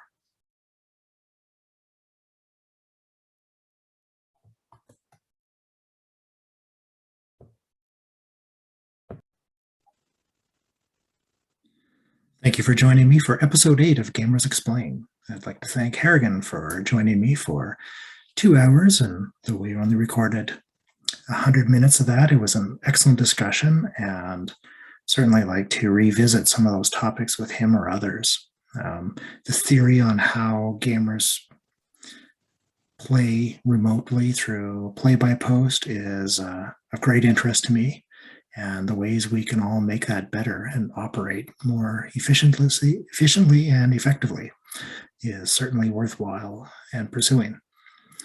I'd also like to thank Harrigan for submitting the question I chose to address in this week's QQ&AA. Next week, I have a 1-hour video or 1-hour interview with Philosopher, another fairly long-time user of GamersPlane and someone I've played with multiple times in the past. We spoke a fair bit about various topics, and I look forward to sharing that with you. Remember to hit like and subscribe, and if you want the little notifications when I accidentally put up videos early, hit the little bell. If you'd like to submit anything for the show for consideration, send me an email, qralloq@gmail.com, or you can hit me up on Discord or in GamersPlane itself through the private messaging functions. And I'd like just to thank everybody in the community for continuing to support the show.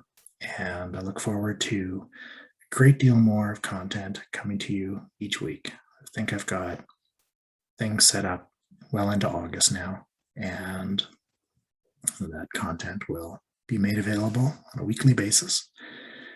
I also am putting together a series of tutorials. I hope that those will be useful. The Qralloqian Lore segments are a little bit like a tutorial, but sometimes things should be longer. For example, how to create a game and how to advertise effectively for players, following best practices that our community is in development towards.